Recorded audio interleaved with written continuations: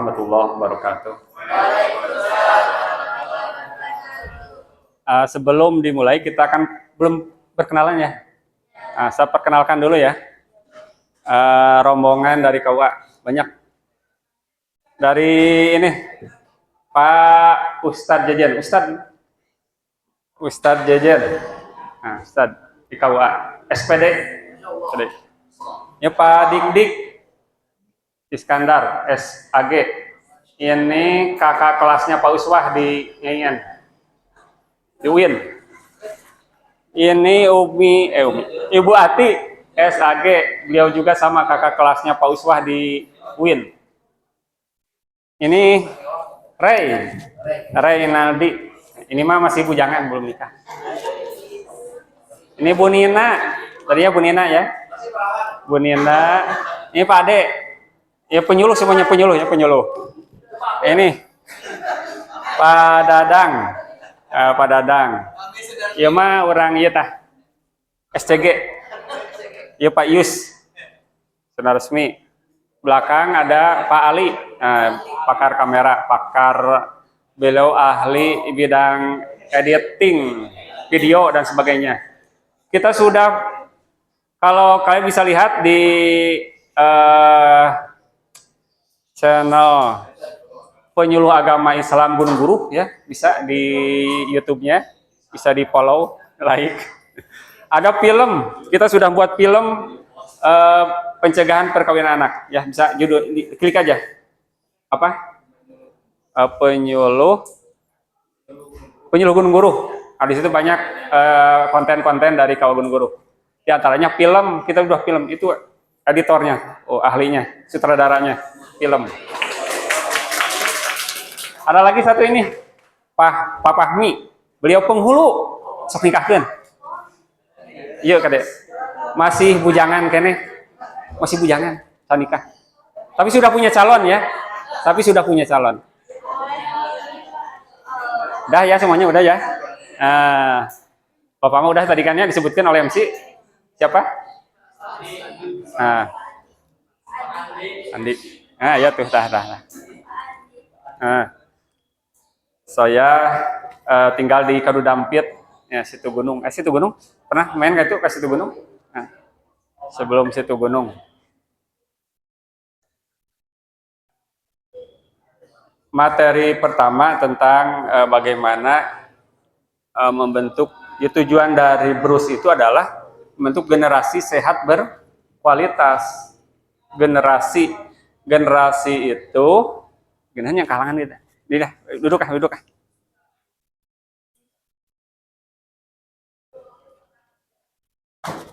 Generasi itu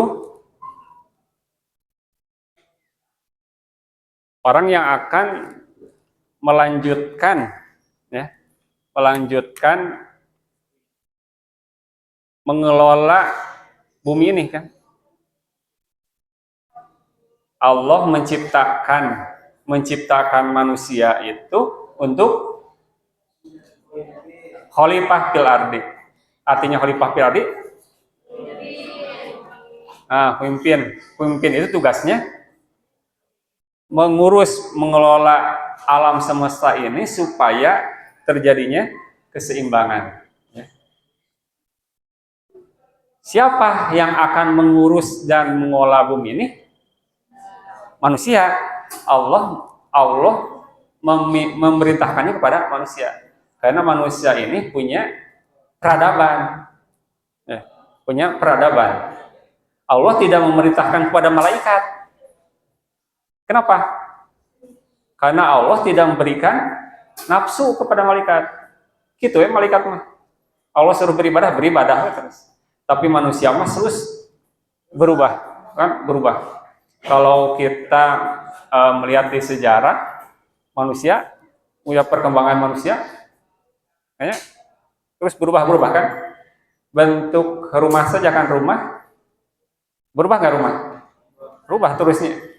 Tapi burung membuat sarangnya dari dulu sampai sekarang gitu ya, sama, tidak ada perubahan. Kan manusia ini punya peradaban sehingga punya perubahan. supaya alam semesta bumi ini sesuai dengan yang diamanatkan Allah kepada kita untuk mengurus dengan baik, maka orang-orangnya harus siap. Siap. Generasi yang siap itu diantaranya pertama fisiknya sehat. Orang yang sakit bisa berkompetisi nggak? Ya, sakit nih. Tapi kita butuh kesehatan.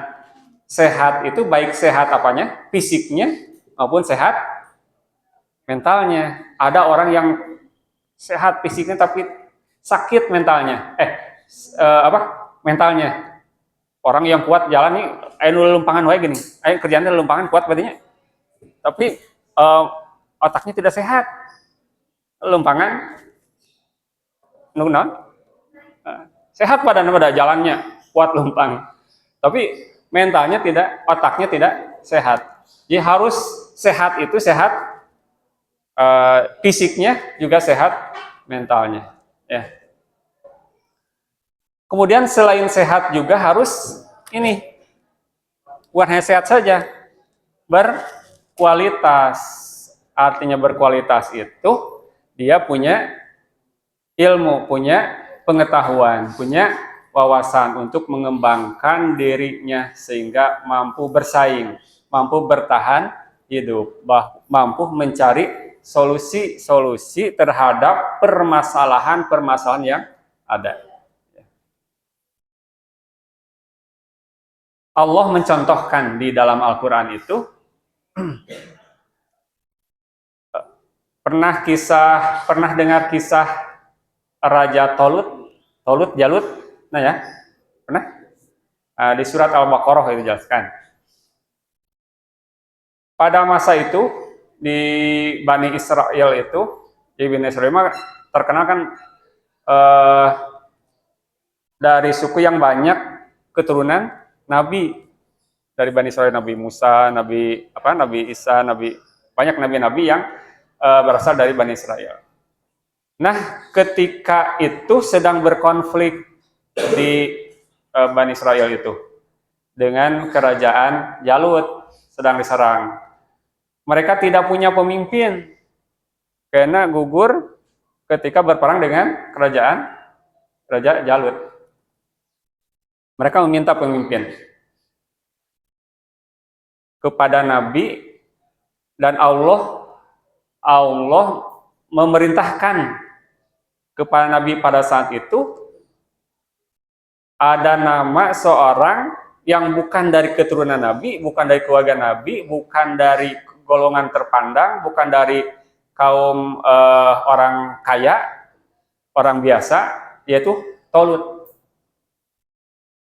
Tolut ini bukan keturunan Nabi, bukan keluarga Nabi, bukan dari orang-orang bangsawan.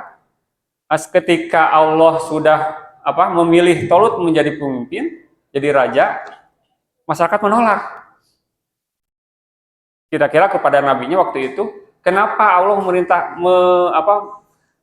Allah memilih Tolut, sedangkan kami ini, kata mereka, keturunan Nabi, keluarga Nabi, keturunan orang-orang bangsawan, orang-orang kaya.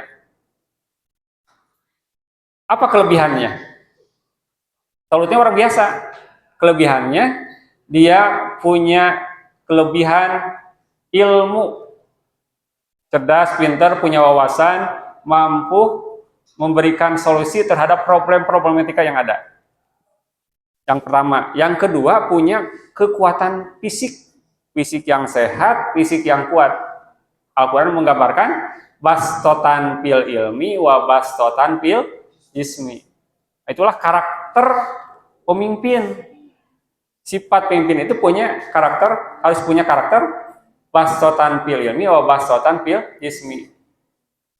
Bastotan fil ilmi dia punya ilmu, punya wawasan luas. Bastotan fil jismi dia badannya sehat, kuat, gitu. Sehingga mampu mengalahkan kerajaan jalut. Ya. Padahal dia bukan dari siapa-siapa gitu. Nah, itu yang harus kita jadikan inspirasi kepada kita, bagaimana kita pun dibekali, tentu bekali dengan itu fisik yang sehat, wawasan yang luas. Maka pada usia seperti inilah, kita dorong untuk punya semangat, punya motivasi untuk apa?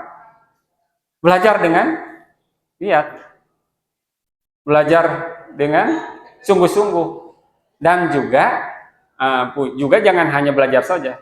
Kita punya kekuatan kesehatan fisik yang baik, gitunya. Olahraga kan fisik, gitu. Sehingga diri kita ini mampu bersaing karena kita punya kualitas, gitu. Dan kita bisa membrand diri kita. Kita yang orang yang mampu bersaing. Kalian pernah dengar cerita Nabi Yusuf? Nah ya, di Quran, surat Yusuf. Di antara karakter Nabi Yusuf itu punya pengetahuan yang luas. Ya. Ketika kita punya pengetahuan yang luas, kita bisa berkompetisi. Kita bisa berkompetisi ya dengan siapapun. Nabi Yusuf itu kan panjang ceritanya sampai dia ditahan di penjara. Ketika raja bermimpi, tidak ada orang yang mampu mentakwil mimpinya. Nah, baru Nabi Yusuf yang bisa. Sehingga Nabi Yusuf bisa menyelesaikan permasalahan yang ada pada itu. Sehingga kata raja, Nabi Yusuf menjadi orang kepercayaan raja. Nabi Yusuf apa? Nawar jabatan teh. Kenapa nawar? Karena dia punya kompetensi. Qala, kata Nabi Yusuf, qala ij'alni ala khazainil ardi inni hafidun alim. Kata Nabi Yusuf ketika Cukurama jadi kepercayaan mah belum jelas jabatannya kan, karena deket jeung raja cicing gitu. Tapi Nabi Yusuf tidak mau seperti itu. Jadikanlah aku menjadi, kalau sekarang Menteri Keuangan. Kenapa? Nabi Yusuf menawarkan sendiri. Kenapa menawarkan? Karena dia tahu kompetensinya. Ini hafidun alim. Hafidun itu punya kredibilitas. Orang yang bisa dipercaya, mampu menjaga kebenaran, menjaga kekayaan negara. Jangan sampai korupsi. Alimun. Saya punya kompetensi, punya pengetahuan. Nah, kita pun ketika kita punya kompetensi, punya kredibilitas, kita bisa bersaing. Ya. Banyak kan alumni dari Madrasah Aliyah yang jadi menteri, ada. Jadi para pejabat di dewan, di mana-mana ada. Ya, ketika mampu bersaing. Kenapa mampu bersaing? Kenapa? Karena dirinya sudah siap belajar, punya pengetahuan, punya fisik yang baik, punya akhlak yang baik, punya track record yang baik. Itu dari sekarang dimulai. Punya sifat kejujuran, amanah, sopan santun, tanggung jawab. Itu kan punya soft skill tuh. Komunikasinya baik. Nah, komunikasi kan belajar komunikasi itu public speaking. Itu harus belajar. Baik, komunikasi baik, kerjasama baik, mampu berkomunikasi. Nah, itu yang harus kita menjadikan bekal untuk kita. Ya.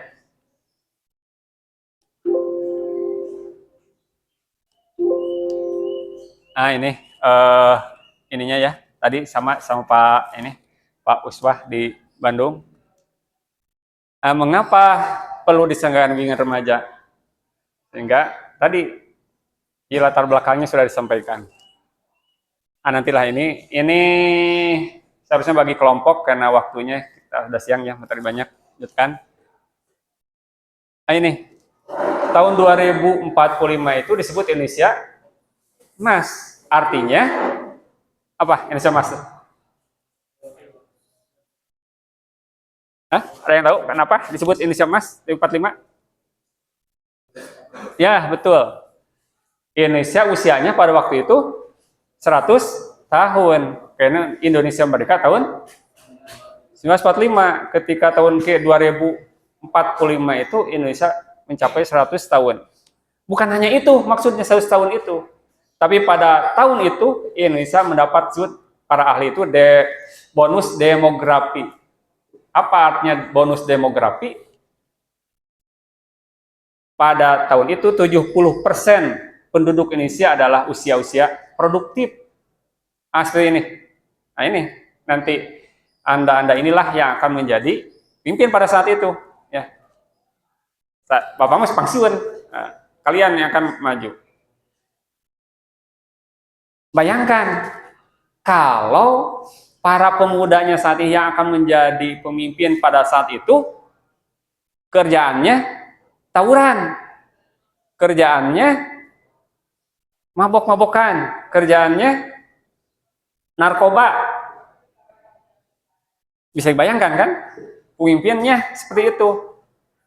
Maka harus dibiarkan saat ini, jangan sampai nanti yang akan melanjutkan generasi itu pada tahun 45 itu adalah benar generasi-generasi yang sehat dan berkualitas, sehat dan berkualitas. Nah, siap gak jawabannya? Siap gak? Siapkah kamu menjadi generasi emas dari 45? Harus siap. Nah, kenyataan seperti ini. Sekarang itu. Naon? Tawuran dan sebagainya, geng motor. Hal itu deh. Kenapa juga akibat dari tadi perilaku yang ini, banyak yang usia sekolah seperti ini. Apa ini?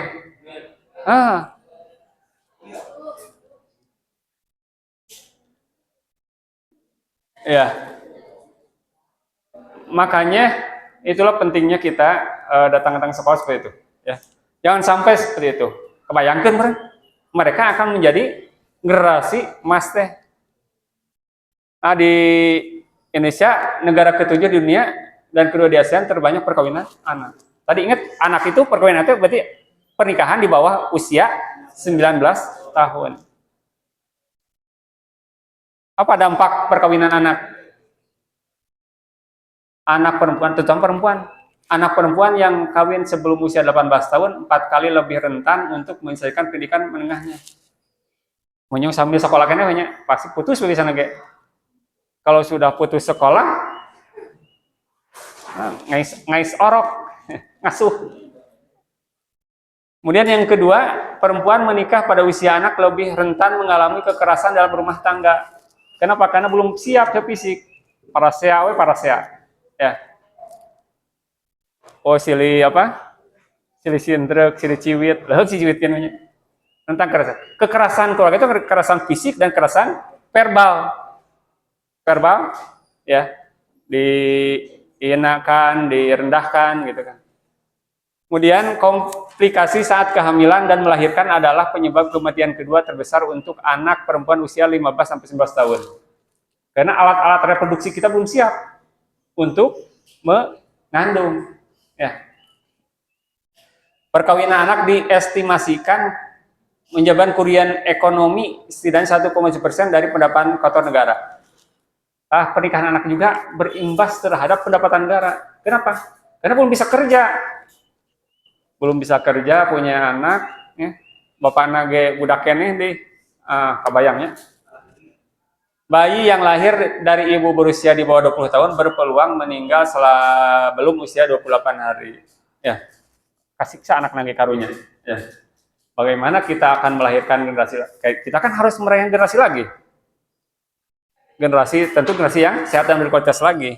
Kalau kita tidak jaga diri kita, tidak persiapkan diri kita, kita akan ketinggalan, tidak jadi negara maju. Karena di 2045 itu karena usia produktif lebih banyak, maka kemungkinan jadi negara maju itu memungkinkan. Kalau SDM-nya memang siap, sehat dan berkualitas ya. Tapi sebaliknya, kalau kita tidak mempersiapkan diri, maka turun lagi. Ini ada video sebelumnya, nanti aja lewat. Ini stok anak ngasuh anak, karena masih anak-anak, sudah punya anak ngasuh anak ngasuh anak, jangan sampai terjadi seperti itu, ya.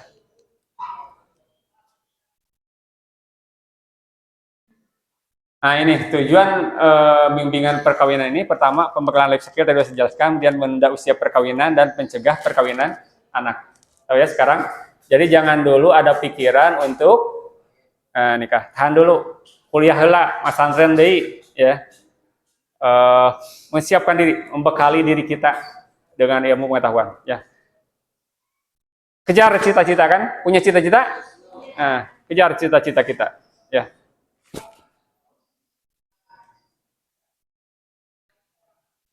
Remaja yang sehat, terampil mengolah diri. Nanti materinya ini. Lanjut aja.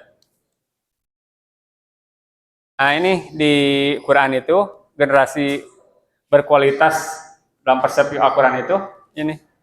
Wa yasalladzina law taraku min khalfihim dzurriyyatan di'afa khaufu alaihim falyattaqullaha wa yaqulu qaulan sadida. Allah memberikan atensi kepada kita, kepada keluarga kita untuk khawatir meninggalkan generasi yang lemah. Lemah itu ada fisiknya, jasmaninya, kemudian psikis, psikologisnya, kemudian lemah di sosial dan kulturalnya, lemah spiritual dan moralnya. Lemah itu macam-macam. Jangan sampai kita menurunkan lagi generasi yang lemah dari sisi fisiknya, kemudian psikisnya, sosial kulturalnya, kemudian spiritual dan moralnya. Kenapa? Karena keluarga ini adalah merupakan pilar masyarakat yang sangat menentukan wajah suatu bangsa dan negara. Di wajah negara teh akan tergambar dari keluarganya. Keluarga ya. Keluarga yang melahirkan suami yang baik, istri yang baik, maka generasi yang baik ya. Para calon suami, para calon istri ya, harus disiapkan terlebih dahulu. Dalam konteks Islam, keluarga yang demikian disebut keluarga yang berkualitas ini. Gitu aja ya. Itu saja untuk kadar pengantar di materi filosofi perkawinan, bagaimana memahami kenapa diadakan BRUS, bimbingan remaja usia sekolah, apa saja materi yang akan disampaikan, kemudian tujuan dari diadakan BRUS ini ya. Karena itu nanti kita akan diskusi dan dilanjutkan ke materi yang kedua. Itu saja yang dapat saya sampaikan. Terima kasih atas perhatiannya. Assalamualaikum warahmatullahi wabarakatuh.